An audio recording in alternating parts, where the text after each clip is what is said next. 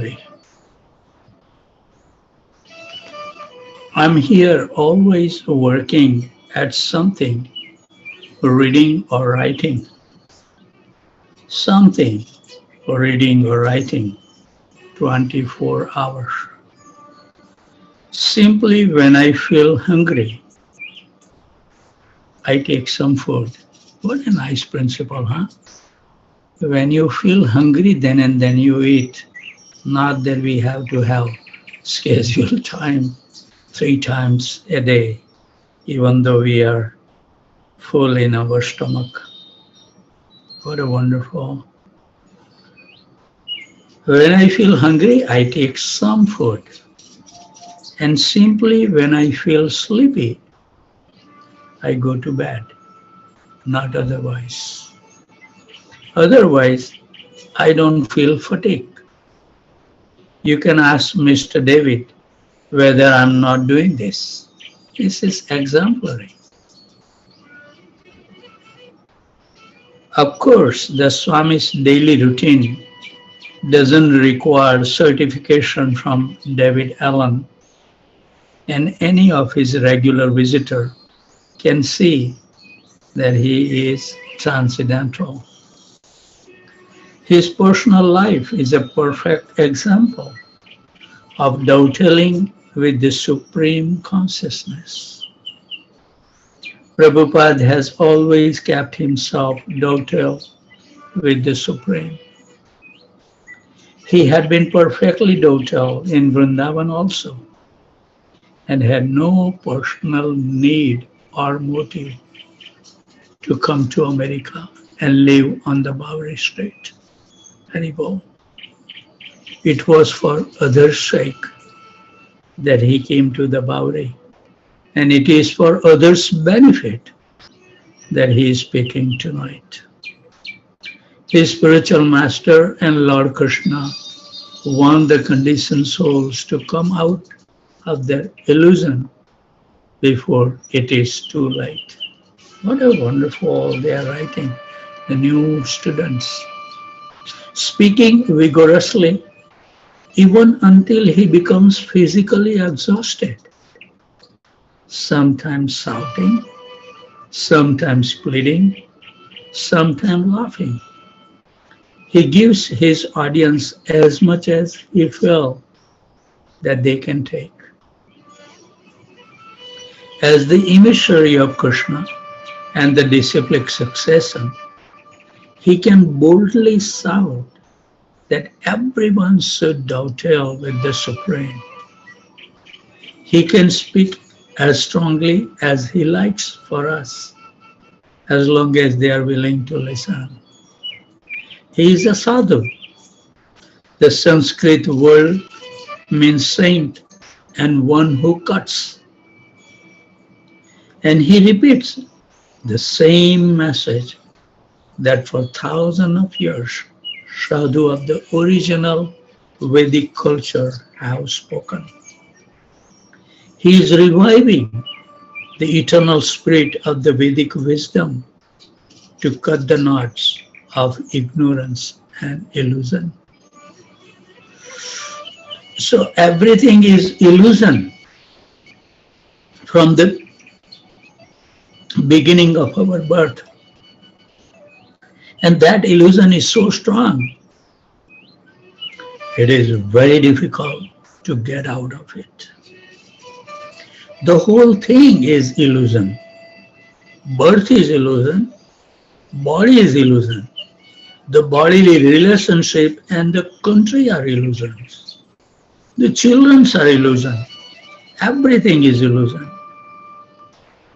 And we are contacting that illusion, thinking we are very learned, advanced.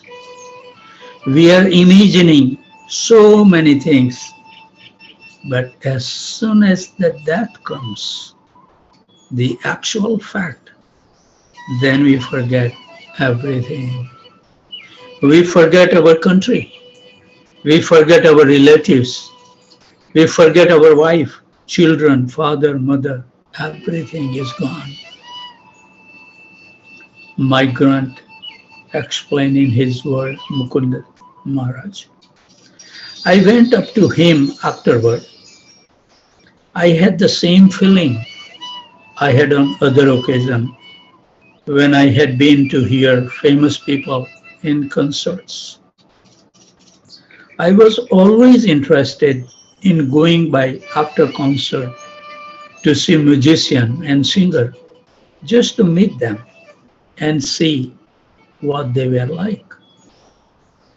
I had a similar feeling after Swamiji spoke. So I went up and started talking. Somebody has by mistake unmuted. Please keep your phone at your place. I was always interested in going by after the concert to see the musician and singer, just to meet them and see what they were like. I had a similar feeling after Swamiji spoke, so I went up and started talking. But the experience was totally different from the others in that he wasn't in hurry. This is very nice. Chanting also, we should not rush. Everything we do, when we cook for the deities, we should take plenty of time peacefully, remembering Krishna's pastime. We should cook with love and devotion. When we do the deity worship, we should be punctual. We should be keeping everything clean, nice, to please the Lord. He could talk to me, whereas with others, all you could do was just get in a few words. They were always more interested in something else. Haribol, that's where we are. We have a lot of interest on other things. We should help our children. At least while we are living, we should encourage our children to at least chant one round every morning. Do them a favor, they deserve this. If you cannot mold them from the beginning, it would be very difficult for them. And you know for sure they have to face a great struggle for existence in this material world. And then you won't be here to help them. Their children are so nice. Look at this. Shrikant Prabhu's two sons, how beautifully Samskruti, Gopal Govind Prabhu, Veda, Akshata, they are gems. Assist them, encourage them. So many devotees on the Zoom call, they have the children. They should learn from these young children who is doing so much nice thing. Actually, I was talking to Veda recently that we should create one group for the youngster and have every other week half an hour. I really like to work with them because they are so innocent, so truthful. And we should assist them to mold the life so beautifully. They can become a shining example. That's what Prabhupada wanted to do. Brahminical community, where we can live by our principle and show the world that this is the way we can remain happy. So I hope that you will feel something to bring your children to the Zoom call. But he was a perfect who was actually showing some interest in me as a person. And I was so overwhelmed that I can run out of the things to say very quickly. I was surprised. Our meeting broke off on the basis of my not having anything further to say. It was just the opposite of so many other experiences, where some performer would be hurrying off to do something else. But Swamiji, this time, I was the one who couldn't continue. We need to give the time to our children. Hare Krishna.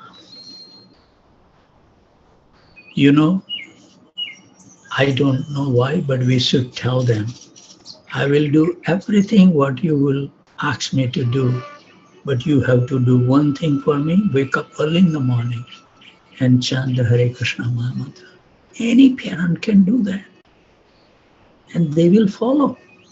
Don't take them for vacation or anything else. Just say that if you are not going to do this, I have no interest. Be frank with them. But we cannot do it because we are not convinced ourselves that this is a gem so valuable that Prabhupada has given us. But we have not yet realized, so how can we pass on to our children? They are watching us. If you become sincere, they will have the interest in them. But ourselves is struggling. This is something that I don't know why parents cannot do to their children. At least ask them that this is what I want.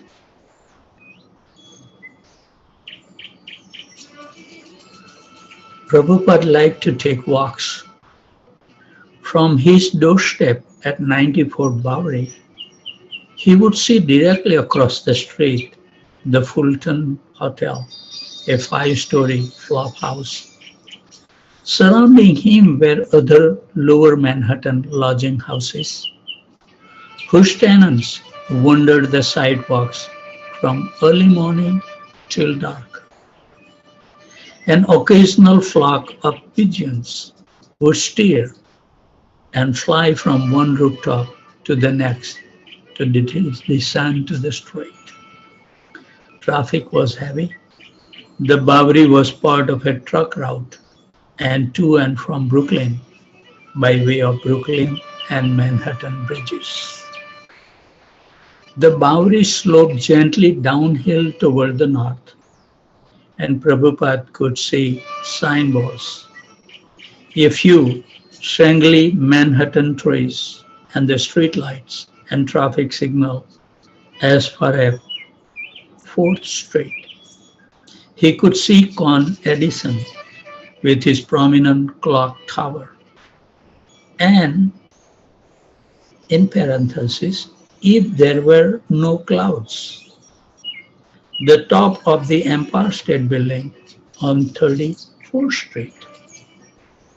He would walk alone in the morning through the Bowery neighborhood.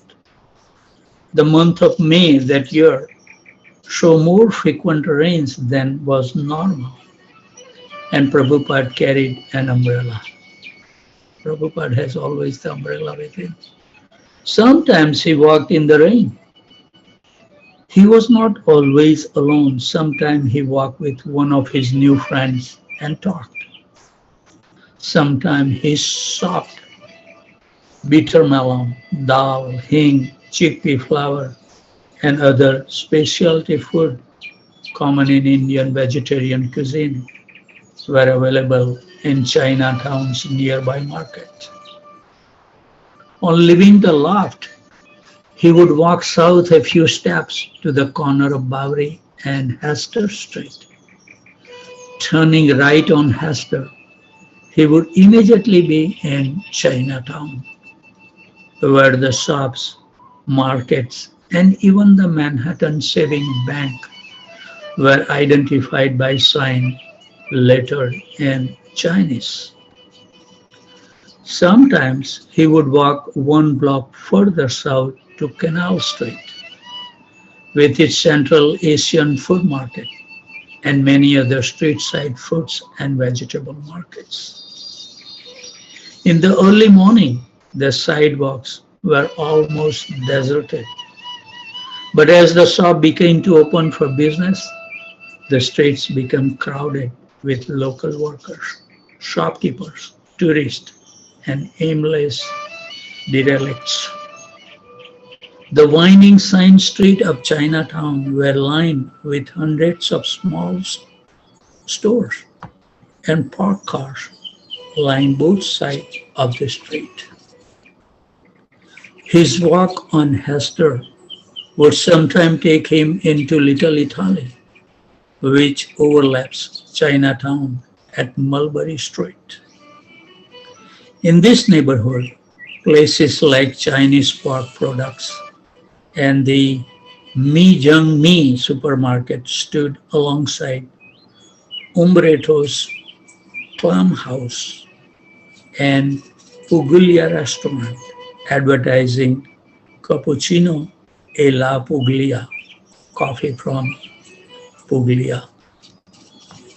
His walk west of Bowery into Chinatown and Little Italy were mainly for shopping, but he also noted prospective sites for a temple.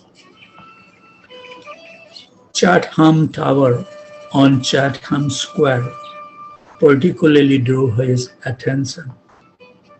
Sometimes he would walk in the opposite direction as far as the East River and Brooklyn Bridge. But when a friend warned him that a sniper had been firing at strollers along the river, he stopped going there. Despite the bad neighborhood where Prabhupada lived and walked, he was rarely disturbed. Often he would find several Bowery bums asleep or unconscious at his door, and he would have to step over them. Sometimes a drunk, simply out of his inability to maneuver, would bump into him, or a derelict would mutter something unintelligible or laugh at him.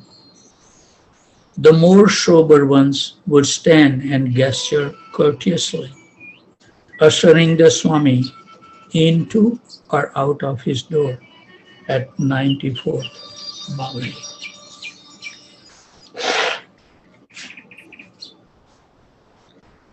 He would pass among them, acknowledging their good manners as they cleared his path.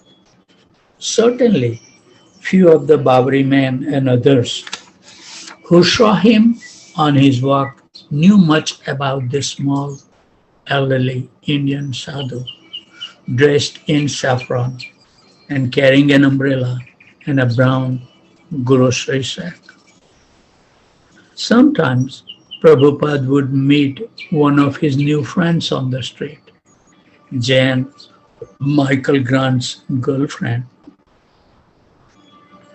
Met him on several occasions as he was out walking.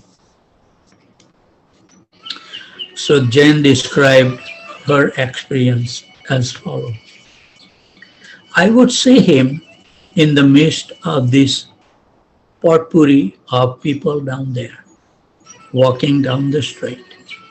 He always had an umbrella, and he would always have such a serene look on his face.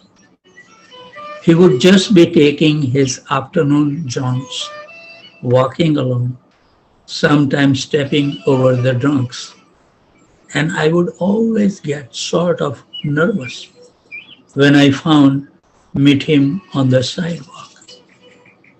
He would say to me, "Are you chanting?" And I would say, "Sometimes." And then he would say, "That's a good girl, Haribol." Sitting cross-legged, his back to the south with his assortment of potted plants, a whitish chadar wrapped in wide, loose folds across his body. Prabhupada looked grave, almost sorrowful. The picture and the accompanying article appeared in a June issue of the Village Voice. The article read as follows. The meeting of the mystical West and practical East comes alive in the curious contrast between A.C. Bhaktivedanta Swami and his American disciples. A.C. Bhaktivedanta Swami, a cultivated man of 70 with a distinguished education, is here for a year to preach his gospel of peace, goodwill, nearness to God, and more practically, to raise money for his American church. Like his teaching, the Swami is sensible and direct. His main teaching is that mankind may come closer to God by reciting his holy name. Despite the fact that the Swami came to America to seek out the root of goodness, materialism, a disease, he said, that has already enveloped India. He is a realistic man. Quote, if there is any place on the earth with money to build a temple, it is here, unquote. The Swami wishes to found in America an international society for Krishna consciousness, which will be open for anyone, including women. The article had been written by Howard Smith. He had first heard of the Swami by a phone call from a contact who had told him of an interesting holy man from India living in a loft in the Bowery. Go there anytime, Howard's contact had told him. Quote, he is always there. I think you will find it fascinating. I believe he is about to start a major religious movement, unquote. So Howard Smith, I don't know, that's Hridayanand Maharaj or who, I don't know, but he is explaining in his own words. So I went down there and went upstairs into this very funky artist loft. There were carpets all over the place, old and worn out, and a lot of people sitting around in various kind of hippie garb. Plus, what I think they must have the thought was Indian garb. Most of them were sitting alone around the room, facing the wall, like they had nothing to do with each other. They were sitting cross-legged, and each one seems to be doing something different. Nobody paid any attention to me when I walked in. I saw shoes line up, and I thought, quote, maybe I'm supposed to take off my shoes, unquote. But nobody said anything to me. Haribol. What a nice example. We should say how Prabhupada treated them. He trained these disciples so nicely. We should get the association of those who has lived their life with Prabhupada, and we can learn so many things because they strictly follow Prabhupada's habits and how he treat other people. So I walk around the edge of the carpet looking for somebody to pay attention to me. I wondered what was going on, and I didn't want to interrupt anybody because they all seemed deep into whatever kind of prayers they were doing. In the back of the loft, I noticed a little curtain, an Indian Madras type of curtain. And so I decided I had peered into that area. I looked in, and there was Swami Bhaktivedanta sitting there cross-legged in saffron garments, with the marking on his forehead and nose, and his hand in the big bag. Even though he looked like the real thing, he seemed more approachable. And I said, quote, hello. And he looked up. I said, quote, Swami Bhaktivedanta. And he said, yes. I said, I'm Howard Smith. I was expecting to sit down. So I can say, "Excuse me, I have to take off my shoes." And he said, "Why do you want to take off your shoes?" I said, "I don't know. I saw all the shoes out there." And he said, "I didn't ask you to take your shoes off." I said, "What are all those people out there doing?" And he said, "I don't know. And they don't know what they are doing. I'm trying to teach them, and they seems to be misunderstanding me. They are very confused people." Unquote. Then we sat and talked, and I liked him a lot right away. I mean, I had met a lot of other Swamis, and I didn't like them too much. And I don't think it's fair to lump them all together and say, those Swamis in India, because he was very, very basic, and that's what I seems to like about him. He not only made me feel at ease, but he seemed very open and honest. Like he asked my advice on things. He was very new in the country. I thought his idea stood a good chance of taking hold because he seems so practical. His head didn't seem in the cloud. He wasn't talking mysticism, even third world. I guess that is where his soul was at. But that isn't where his normal conversational consciousness was at. Then he said several people had told him that the voice would be a very good place to be written up, that basically it would reach the kind of people who already perhaps had a leaning or interest in what he was preaching. And I said that I thought he was correct. He asked me if I had read any books or knew anything about Indian culture. And I said, no, I didn't really. We talked a little, and he explained to me that he had these books in English that he had already translated in India. And he handed those to me and said, if you want more background, you can read this book. It was obvious to me that I was not talking to some fellow who had just decided that he had seen God and was going to tell people about it. He seems to be an educated man, much more than myself actually. And like his humbleness, I just plain like the gray. I just plain like the guy. He explained everything I wanted to know.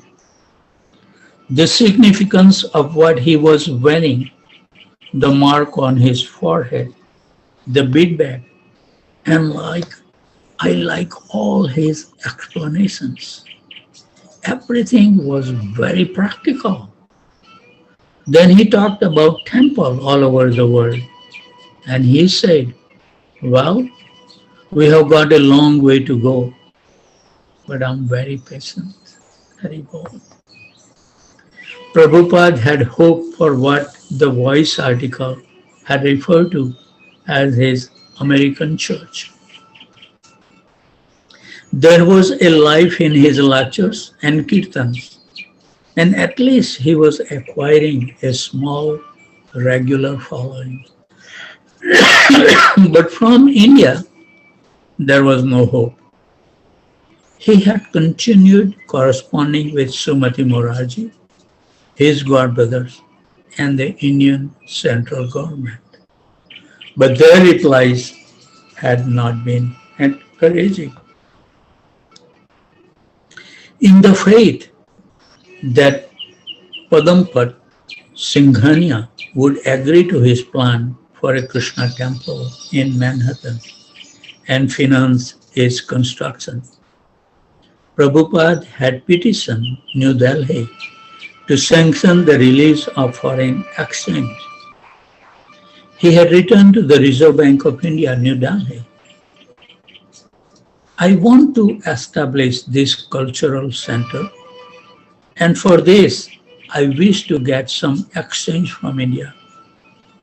I think there are good prospects all over the world for propagating the culture of how to love God in these days of forgetfulness. Haribol. A month later, the Indian bank had advised him to resubmit his request. Though the Indian embassy in Washington to the finance minister of the Indian central government, Prabhupada had complied. And another month had passed with no word from the Indian government. One of his godbrothers has written that Swamiji should come back to India and work personally to get the government sanction. But Prabhupada didn't want to leave America now. He wrote to Srimati Morarji as follows. I'm trying to avoid the journey to India and again coming back, especially for the reason that I'm holding at the above address classes thrice a week and training some American youth in the matter of Sankirtan and devotional service to the Lord. Some of them are taking the lessons very sincerely, and in the future, they may be very good Vaishnavas according to the rigid standards. One day, a curious, unsolicited correspondent wrote to Prabhupada from India.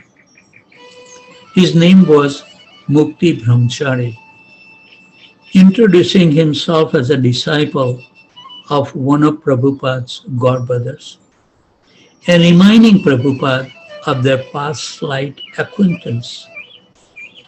Mukti wrote of his eagerness to join Prabhupada in America. Certainly, Prabhupada still had hopes for getting assistance from his godbrothers in India. Prabhupada never lose the hope. This mission is not simply one man's work. Therefore, he invited Mukti to come to America and asked him to request his guru to cooperate by working personally to secure government sanction for the release of foreign exchange. Mukti wrote back, reaffirming his eagerness, but expressing doubt that his spiritual master would give him permission. Mukti thought he should first come to the United States and then request his spiritual master's help. Prabhupada was annoyed and he sent an immediate reply as follows. In preaching in America, my private business, Srila Prabhupada, Bhaktisiddhanta Saraswati wanted to construct some temple in foreign countries as preaching center of the message of Srila Rupa Raghunath, unquote. And I'm trying to do this in this part of the world. The money is ready and the opportunity is open. If by seeing the finance minister, this work can be facilitated, why should we wait? Because you cannot talk with your Guru Maharaj about cooperation? Because you are afraid your journey will be cancelled? Please, do not think in that way. Take everything as Srila Bhaktisiddhanta Saraswati Prabhupada work and try to do the needful. Do not think for even a moment that my interest is different from that of your Guru Maharaj. We are executing the will of Srila Prabhupada according to our own capacity. A combined effort would have been far better. I think, after I took initiation, Tamal Krishna Maharaj came and stayed with me for 1 week. And Radha Krishna Prabhu was his personal assistant at that time. So I had my master bedroom where Gurudev was staying. And he put his chanting table behind the bed. Like when you entered in the room, first you see the bed and then the back, because it was a very good size, master bedroom was 25 feet by 20 feet or something. Very nice. So I had the desire to take a nice picture of this chanting table that Gurudev sets every day with all these wonderful places in Vrindavan and all other things. So I was trying to take the picture. And so to really take the picture, you have to bring that table like those, standard table that we have, like a 30 inches by 6 foot. So he had all the picture placed on the table. So I asked Gurudev, can I carry it in the front of the bed so I can take a nice picture? And he said, well, I give you the permission as long as you don't drop any picture from the table while you move. So I asked Radha Krishna Prabhu, Prabhu, can you help me? And we have to be in sync with each other every moment to make sure, because we have to hold king size bed, we have to cross over with all the pictures on the table. If he shake a little bit, one of us, the picture will fall down, and then Gurudev will say, give up your idea and put it back. And it's so nice that we both of us were so concentrated that nothing picture move or anything, and we bring that table. And then Gurudev was so pleased. He said, now you can take as many pictures you want. And I was thinking that why Gurudev was so pleased to see his disciple, two of them, how consciously they are working together to achieve this goal. So I think it's not that we just move the table without following any pictures that he was pleased. But I think when he saw that how nicely his disciple is working together to achieve the goal, I think that's the reason he becomes so pleased. So if you really want to make your spiritual master happy, cooperate with each other so nicely to please your Guru. That is the way to please the spiritual master, Cooperate. Prabhupada says this thing over and over. Your love will be seen after I leave this world, how you will cooperate with each other. So if you want to please Srila Prabhupada, there is always a difference.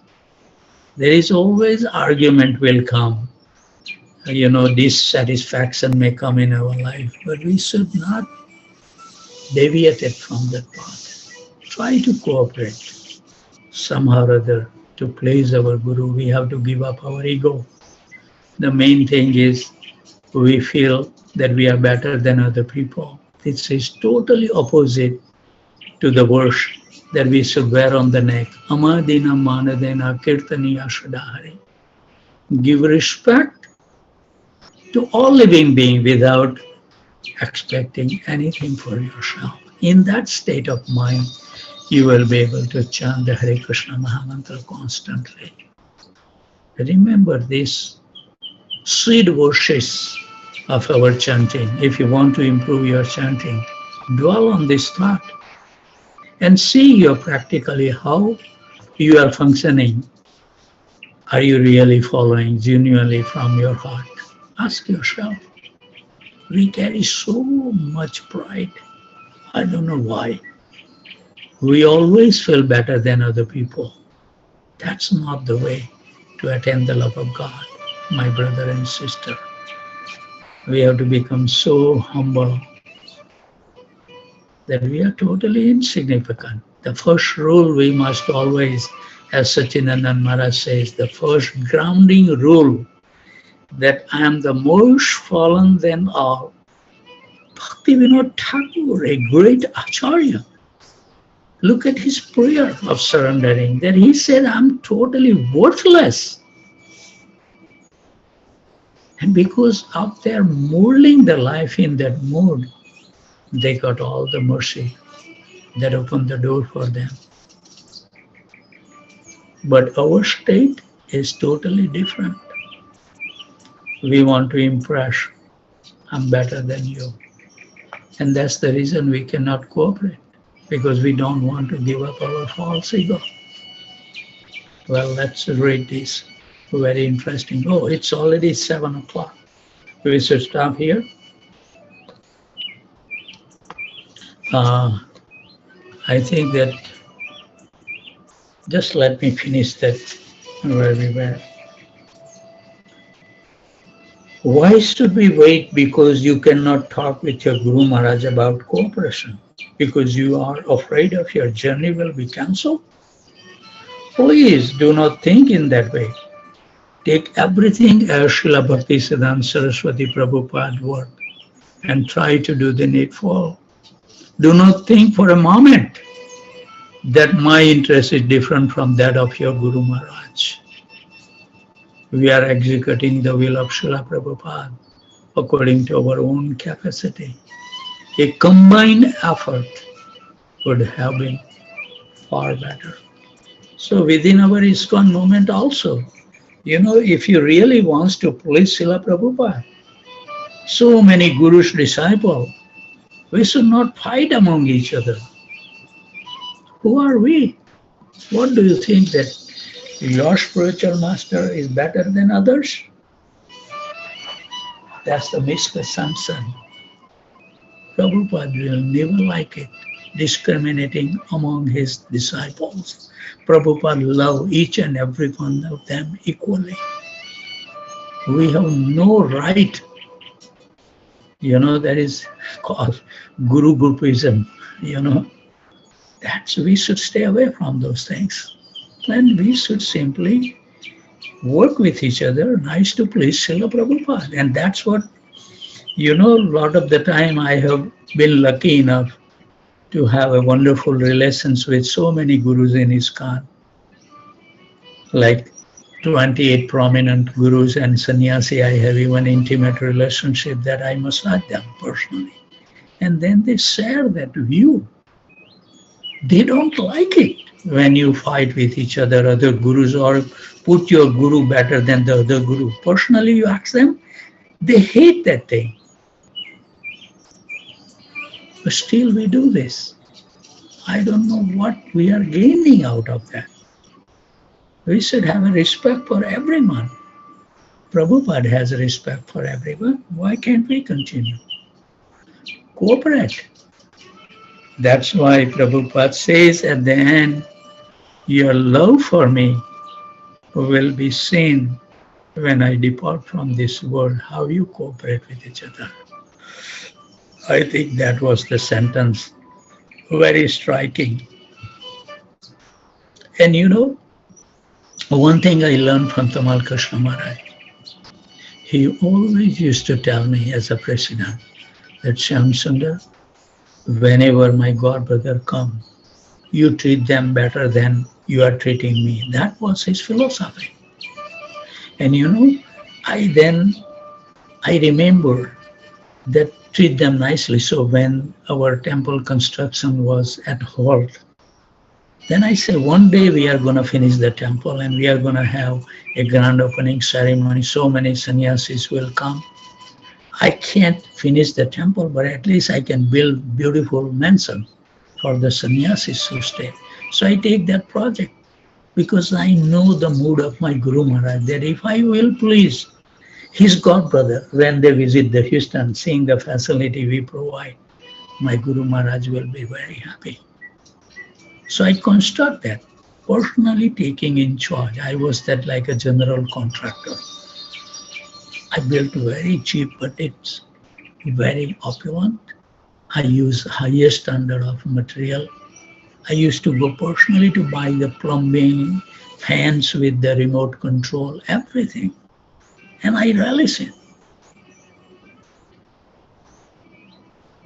I sometimes cry. Let me tell you this. I have put expensive mattresses for the sannyasis, like they call. I forgot the name now. Relax the back. But there is a very nice the mattress that it go and become cold with your body. So normally, if the mattress is not good, what it happen is whatever the heavy part, they take all the weight of the body because this that part of the body touch the mattress. But these mattresses that I have put in a sannyasi corner is contour as the body goes, it just take that shape. So the load of the body get distributed and they get fully rested. And sometime I see that my Guru Maharaj, he was sleeping on this IKEA, that bunk bed. Not bunk bed, but it was like a what they call that, that at night you unfold them, it become bed. Prabhu, posture pad. Hmm? Posture paddock. Yes. So uh, this type of bed Tamal Krishna Maharaj used throughout his life. And sometime I felt I never thought to give a nice bed to my Guru Maharaj, and I cry practically when I see that. But I feel happy in one sense that at least my Guru Maharaj will be very happy that I'm treating his God brother better than I treat him. That's he told us always. And I think that's Krishna's made that arrangement that I am by his mercy and by mercy of Nila Madhava that I consider that is important to please my spiritual master. So I have given very nice thought. Actually, that sannyasi house was designed by myself. Actually, only thing that I pass on my views to the architect. It's so sublime. Just keep that mood. Show each and every visitor comes nicely. They all belongs to Prabhupada. And if you please them, they will give you so much mercy. Don't be greedy. That I have seen that. This is something that it's like a disease. Disciple come, clean the rooms, cook for the Guru Maharaj. But when other sannyasi come, they don't come to clean the room or to cook for him or serve him. That disease. Only for your Guru, not for other Guru. You have no inclination to serve other Vaishnavas. This is very, very bad consciousness. Show me who has served other sannyasis that they have served the Guru Maharaj. Tell me. Raise your hand over here on the column. When your Guru Maharaj come, everybody runs around. And when other Guru come, you have no responsibility. Do you think that that's a right thing to do? Just dwell on this thought for a while. Hare Krishna, Prabhuji. Hari Bol, Hari Bol.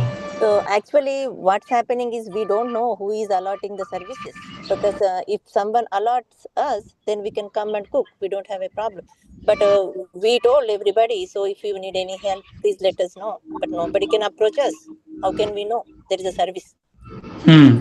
That's also the disease of those disciples that they don't want to give the opportunity for others. I have seen over and over, Mother. You are 100% right.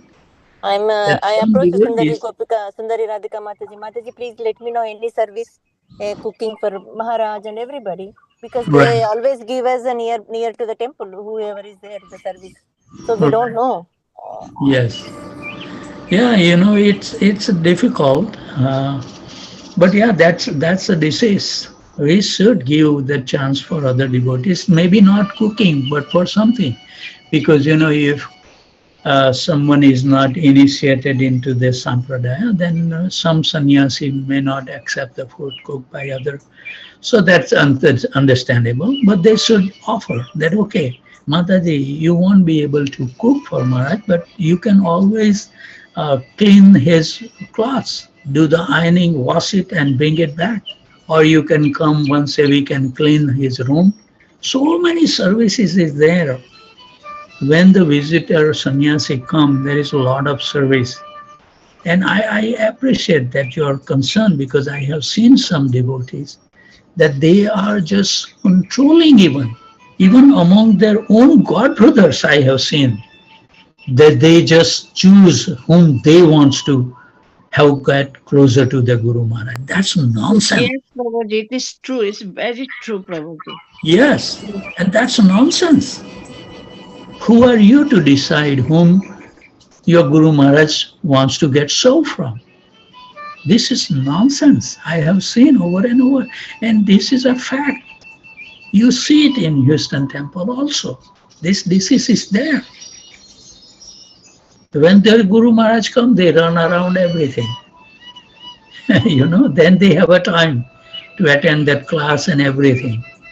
As soon as the Guru Maharaj leaves, again sleeping in the bed. Do you think your Guru Maharaj doesn't know this? I have that experience. Just give you one share of experience. I was walking with Radhanath Swami Maharaj on Sunday feast. And I went there, I offer my obeisances, and Maharaj always give me a hug. I don't know what I have done for Radhanath Swami Maharaj, but all the Maharaj is so kind to me. I don't know, I haven't done that much for them, but anyway, we start walking. When we passed through this small alley from Sannyasi quarters toward the Govinda's parking lot, Radhanath Swami stopped. And he says, Shyam Sundar Prabhu. And I always tell all the Maharaj, they say Shyam Sundar Prabhu. And I said, no, Maharaj, I'm a Shyam Sundar Das. And then Maharaj says, Shyam Sundar Prabhu, my disciple will tell you so many things. My Guru Maharaj like this, my Guru Maharaj like this. Let me tell you one thing, Shyam Sundar Prabhu.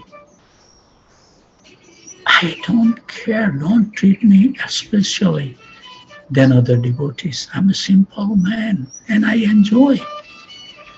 So he told me, I think it was a winter time or something, and Radhanath Swami stopped me at the Sioux area again.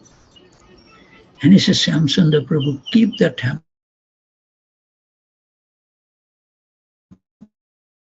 temperature that give comfort to all. These are the words of your Guru Maharaj. Every one of them. You talk to them personally, they hate when the disciple does those things. Do you think that's pleasing? Prabhu, can you please repeat that again? You got cut off. Can you please say that one more time? Yes. So Radhanath Swami Maharaj told me, just give you one example. When Radhanath Swami was going to visit to Houston, he always called me. And I know how to show them because I have been trained by Tamal Krishna Maharaj. So I asked Radhanath Swami Maharaj, there is nothing wrong. You can ask them all these things. They won't feel bad. So I say, Maharaj, what is your diet? What you would like to eat? You know what Radhanath Swami Maharaj says? Shyam Sundar Prabhu, my disciple is creating havoc. He said, someday that I may feel that I don't like to drink milk because my digestion or whatever the reason may be. Even one time I said, I don't want the milk today. Whole world will know Radhanath Swami doesn't drink the milk. He said, who said that? And he said that this is how my disciples are treating me. These are his own words. You will see when I visit, so many suggestions they will send my disciple. Guru Maharaj doesn't like this. Guru Maharaj doesn't. He said, who said I want to drink the milk? But someday I'm sick and I don't want to drink the milk. I may have said that, okay, today I don't want to drink. That doesn't mean eternally I don't want to drink the milk. This is own words. And when we went to the Surat, and Maharaj was so kind, he was putting his hand on my shoulder and he was telling me that Shamsundar Prabhu, this is what my disciple is doing. When we went to the Surya, he stopped and he says, Shamsundar Prabhu, you just do what make comforts to your member. Don't think about me, because then also there is a tendency, they will say, oh, Guru Maharaj like this temperature. He doesn't need anything. He has lived in Himalaya with 2 pairs of clothes. Give me a break by putting this thing, my Guru Maharaj this, my Guru Maharaj this. He told me, Manoj Prabhu, exactly these words, Shamsundar Prabhu, please make sure that you keep the temperature in the temple room that satisfied your member. Don't worry about me, because you may hear I like hot. Sometimes I want in that, little hot someday. Someday I want to have a cool, but they will spread it out right away. Oh, Guru Maharaj doesn't like this temperature. This is going on in ISKCON. It's really painful to hear this thing so many times, and Radhanath Maharaj always says to his disciple, ask him that if you have anything, you follow the local authority. That's his verdict. But so many of them, they don't. The disciple don't follow the authority. Do you think they are pleasing the Guru? That's what his instructions. Whenever you ask or you hear the class of Radhanath Swami Maharaj, he will always say that follow the local authority. Don't supersede them. But there are some disciples I have seen. I don't keep any grudge against them, but they don't follow that rule. They feel that management is not good.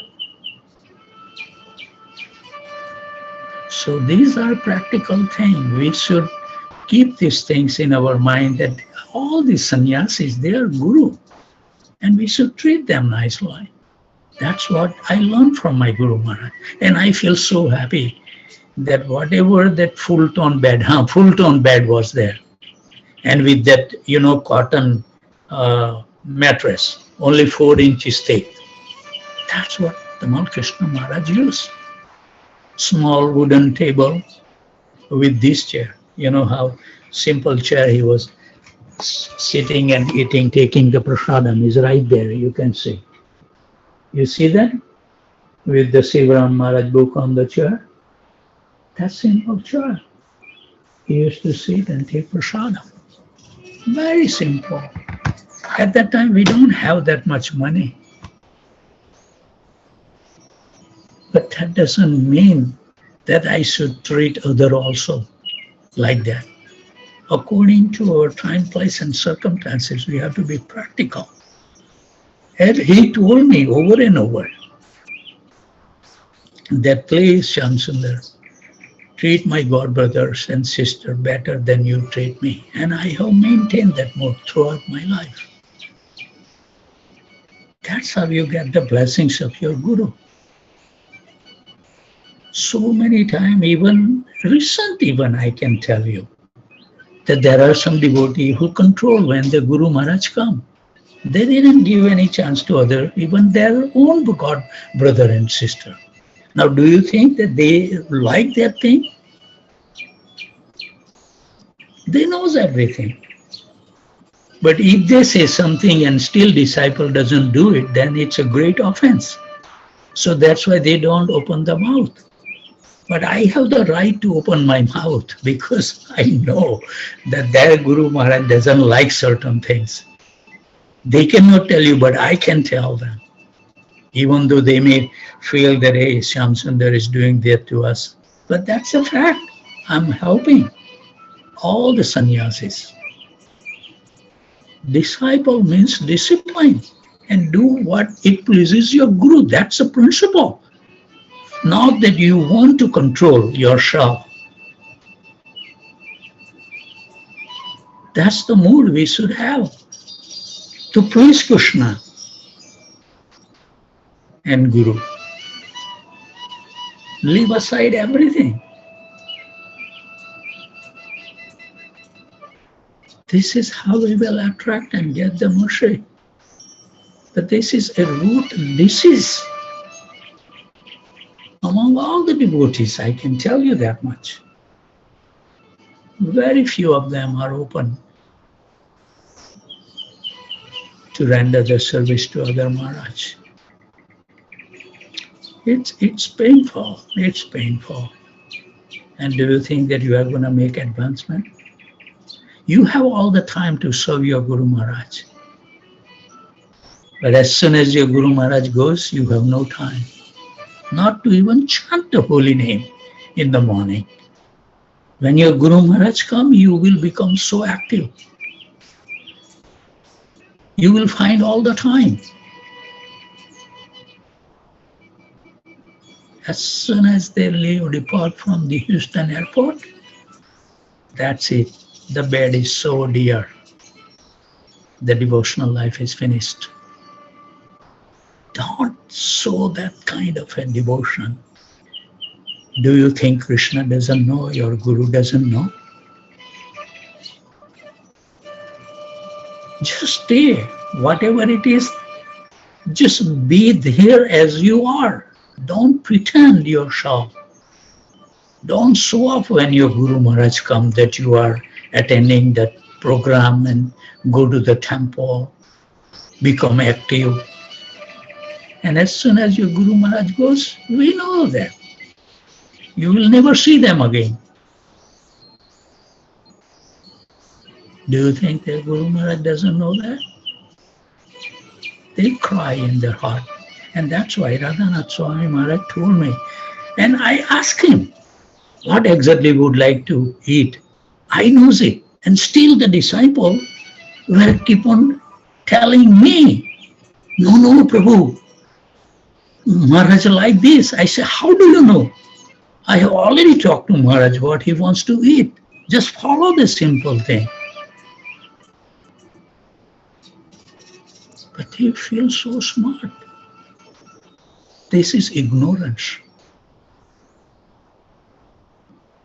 And that disease need to be wiped out.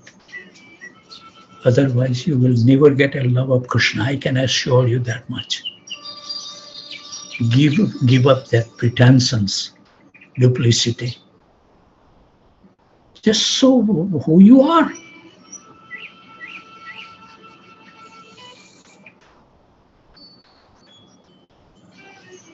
This is something really a disease in ISKCON.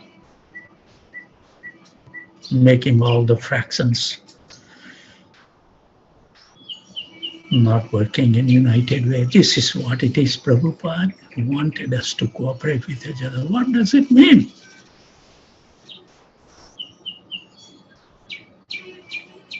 When your Guru Maharaj Vyas Puja comes, everybody will get enlightened. But other Guru Maharaj, that's the disciple job. That's a big disease. Big disease. And somehow or other, at least I feel so when I contemplate it, that how Krishna made that arrangement, that what my Guru wants, I was able to fulfill his desire. Somehow or other, I'm not qualified, I'm not claiming that I'm better than you all, but at least I feel that my Guru Maharaj will be pleased.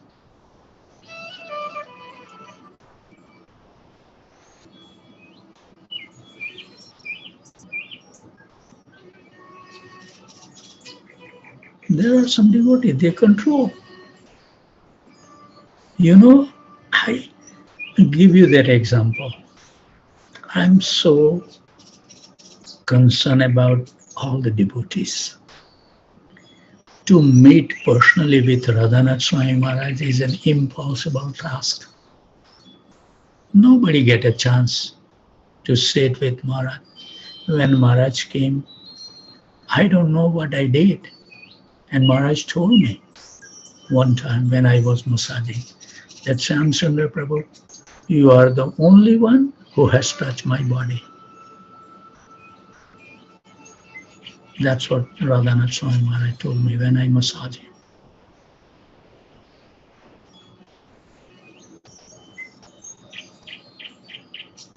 And I had that another thought came in my mind, but I think I lost that thread. Uh,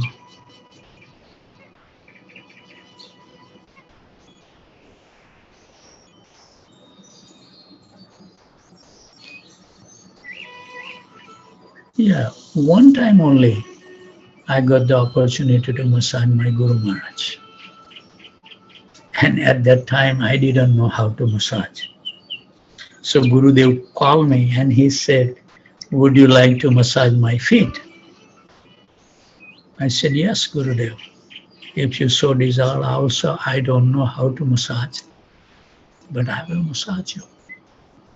And the other thing I did is Krishna's arrangement. I don't know how to massage.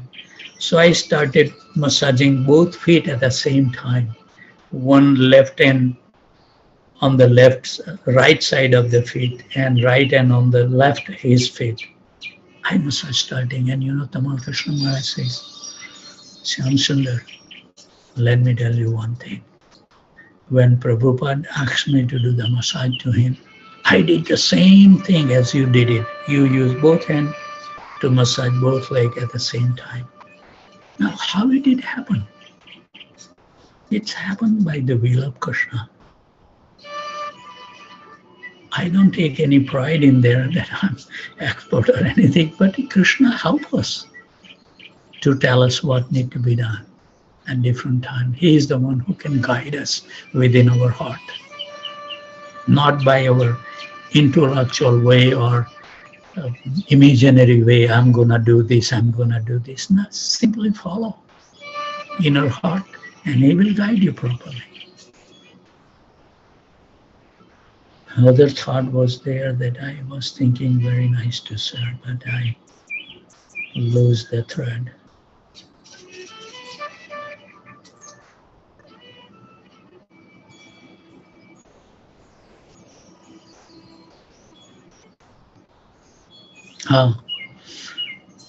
Radhanath Swami Maharaj, very difficult for even his close associate to get one-on-one meetings.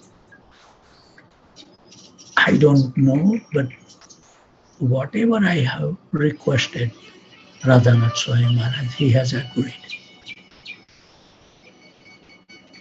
So I requested when he came that Maharaj, I'm begging you at your feet. There are 4 families, your disciple is going through the cancer. My humble request, Maharaj, I know that you are very busy, I'm burdening you, but can you be kind enough to give them 10 minutes? Maharaj give half an hour to each family. I have the recording. And then I said, how about the other disciples? Radhanand Maharaj